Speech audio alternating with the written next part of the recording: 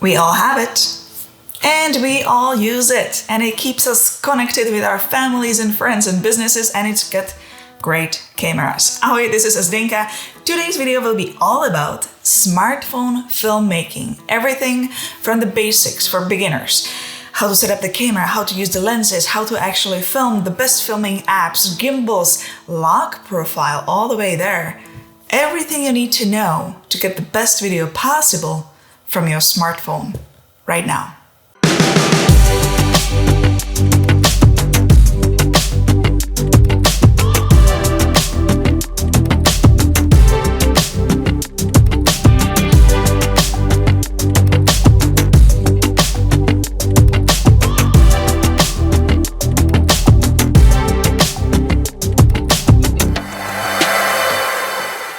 Lots of people don't realize the power of the smartphone camera. Sure, you can turn it on, you can press the record button, and then you might end up with something like this.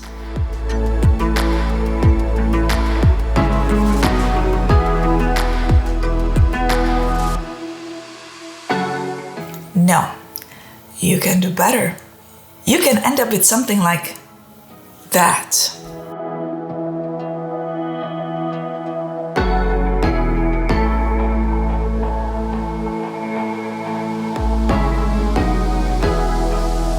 Let's start with the basics, building it up all the way to advanced. Camera settings and resolution. When was it the last time you looked at your camera settings? Wait, did you actually ever looked at these phone settings and went to camera? What's even there? 720p, 1080p, 4K, some smartphones even offer 8K. The best quality possible you are going to get if you're going to be filming in the highest resolution on your phone. In my case, it is 4K. Now, I'm going to be filming in 4K because I know that I have a lot of storage on my phone, and I also have quite strong computer, so I know I can edit it in a post if I choose to edit my footage on the computer. It is good to film in 4K because you're going to get the best quality possible. You're going to get that very crisp and sharp image. It's also very good to film in 4K if you're gonna be publishing your final video in 1080p because you have a lot more flexibility, meaning that if I want to reframe a little bit the video in a post, if I want to crop it a little bit, I have a lot of room to work with and I can actually do so. I can also zoom in and zoom out in a post. I can do a lot of stuff with it. What you don't want to do though, you don't want to film in 1080p and upscale the footage to 4K because whoever's going to watch it on a 4K monitor might notice a bit of a loss in quality. Filming in 1080p is quite good as well. The quality is pretty good. Actually, a lot of the videos you're watching on YouTube are in 1080p. 720p I would not really use as much. It's not going to be such high quality. I would only use it if I'm running out of the storage on the smartphone, or if I need to send somebody very quick video in the email, or if I need to make myself just a video note. Frame rates. What I can also select on my smartphone, on your smartphone in the camera settings are frame rates. 24, 30, 60, 120, and 240. Now, what those numbers mean? Every second of a video is made out of photos or pictures. So 24 frames per second means you're gonna get 24 pictures played in that 1 second. Now, a lot of people are preferring to shoot 24 frames per second over 30 frames per second, which is a normal speed, because you're gonna get the natural look. This is the closest to what your eyes naturally see. You're gonna get that little slight motion blur. 60 frames per second will give you normal speed as well and will record sound as well. I will be recording in 60 frames per second if I know that I'm gonna be using some of the clips in a post. I'm gonna be actually slowing them down to get slow motion, a bit slower clips. To get the typical slow motion, which you see everywhere, you would be filming in 120 frames per second. And to film very high action film sequences, to get even a slower slow motion, you will be filming in 240 frames per second. One thing you need to remember though, that if you're gonna be filming slow motion, you will be using fast shutter speed. You're gonna be filming a lot of frames per second and you will need a lot of light. If you're gonna have low light, you will end up with a lot of grain, very not nice, pleasing footage. So avoid filming slow motion in low light. Now, if you really want to film in 24 frames per second, but your phone only films in 30 frames per second with your native camera app, that will be the app already built in your phone, you can get other apps which can do just that. I would highly suggest to get Filmic Pro or ProTake. You can certainly film there if you're not going to be using gimbal. If you're going to be using a gimbal, a lot of these apps which come with the gimbals already have 24 frames per second built in. Lenses. If you have a smartphone with only one lens, done, that's it for you. You're set, you will be filming with that lens, unless you buy external lenses which you can actually attach to it. Now, if you have a smartphone like me which has multiple lenses, I have 3 here, then you want to take advantage of that. So your video gets more dimension. It looks more interesting. So it's not looking the same, like you would get the same look with one lens only if you would be filming a video with one lens only. I've got 3 lenses: wide angle, standard, and telephoto. What you do want to do when you're filming is to use digital zoom, just zooming with your fingers, because if you're going to be zooming in, you're going to really destroy the quality of the video. What you want to do instead is to select the correct lens and move yourself physically. Of course, sometimes you might have to use digital zoom, but if you can work around it, the result will be so much better. Wide angle lens is used for landscapes and the wide, nice revealing shots or overall shots of a location, but remember that there is a distortion at the edges. Standard lens is nice for the middle range shots, and telephoto you might want to use if you are filming a person or close-up of an object, because when you get very close to it, you will get nice blurry background. Bottom line, it is very nice to mix them together because you're gonna get very nice diverse shots in your video. If you are someone who wants to go beyond, wants to get extra lenses, then I would suggest to get anamorphic lens and maybe even a macro lens. Anamorphic lens will give you the nice flare in the shots, but also gives you the wide movie-like look. Those black bars at the top and at the bottom. Night filming is especially nice with this lens. Macro lens is for those extreme close-ups, which can be really interesting at times. There are a number of other lenses you can get. It all depends on your preferences and the effect you want to achieve. To be honest, I use the most just the smartphone lenses and also the anamorphic lens. Lock exposure, focus, and white balance. Let me show you this video. Watch very closely and try to figure out what's actually wrong with what you see.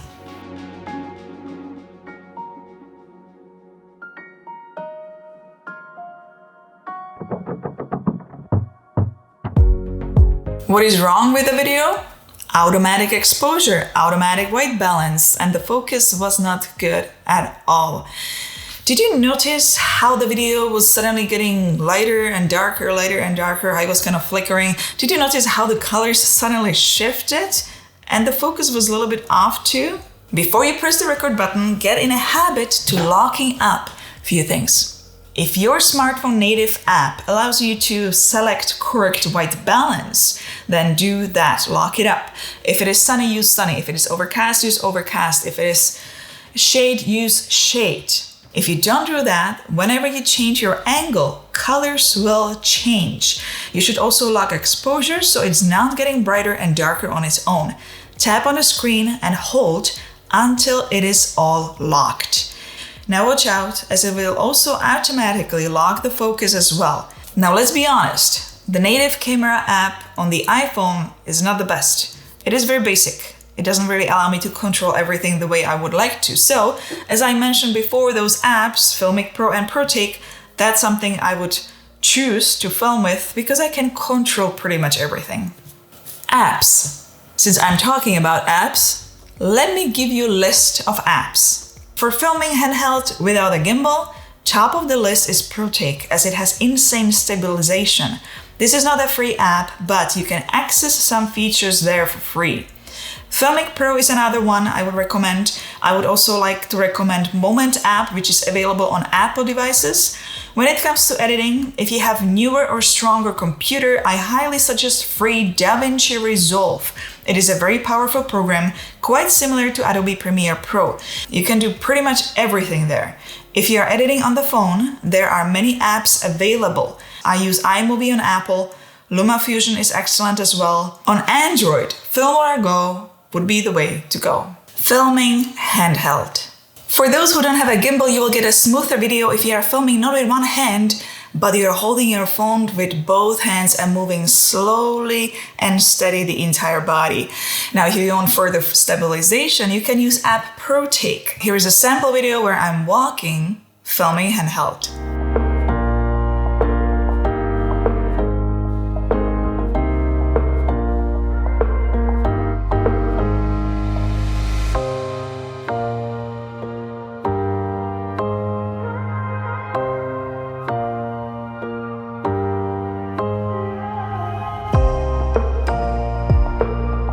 Gimbals and stabilized selfie sticks. Market is flooded with stabilized selfie sticks and gimbals. Now, don't get too overwhelmed with them. Don't get too stuck up on choosing which one is the best, because they are all pretty much very similar. What is more important is to get the skill, what you're actually doing with it, how you're filming, capturing the story, and editing it together. What you need to remember though, that stabilized selfie sticks are usually 2-axis gimbals. That means that the stabilization is not going to be as good as you would get with 3-axis gimbals. So if you really do care about stabilization, get 3-axis gimbal. I have made so many videos about gimbals. I'm gonna create a playlist for you and link it below for those interested. Manual filming. So you've mastered everything up to this point, but your footage still looks a little bit digital. It looks kind of smartphone-like video. And on some devices, especially if you upload it to YouTube, you notice that sometimes the movement is a little bit jerky, the video is kind of skippy, and it skips once in a while. That's because you are filming in automatic mode. What is happening is that the shutter speed is extremely high, and sometimes it changes on its own, it's variable.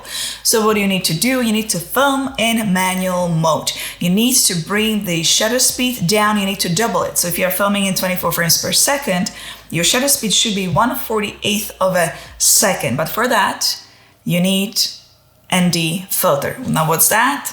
Those are sunglasses for your camera.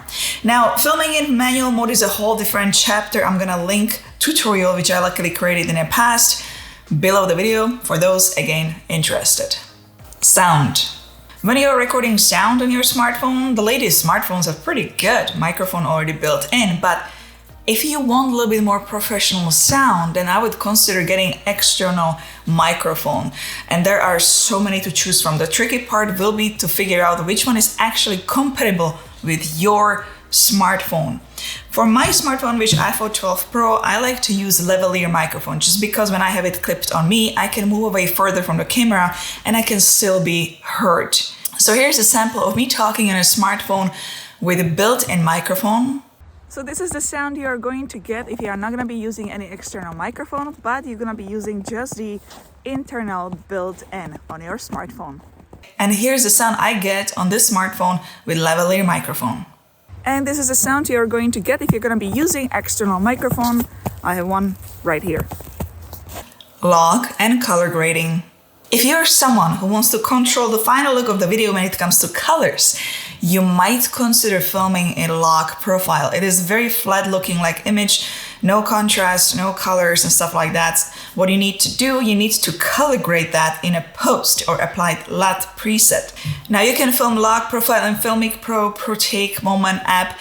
If you are interested to see how to color grade log profile from scratch in Adobe Premiere Pro, let me know, comment below in the comment section and I'll create a tutorial on that. Practice. The rest is just practice. Don't get overwhelmed by everything I was saying in this video. Pick one thing. Practice a lot. Master it until you know you can do it 100% and then move on to the next skill. Practice now so you're ready for the big event you want to capture. Don't wait with the practice for the actual event because it's probably not gonna go that well. Well, hit the thumbs up if you found this video informative, and if you want to, subscribe to this channel for future videos, and if you want to, comment below, and I'll see you, my friends, in the next video. Ciao. Ahoj.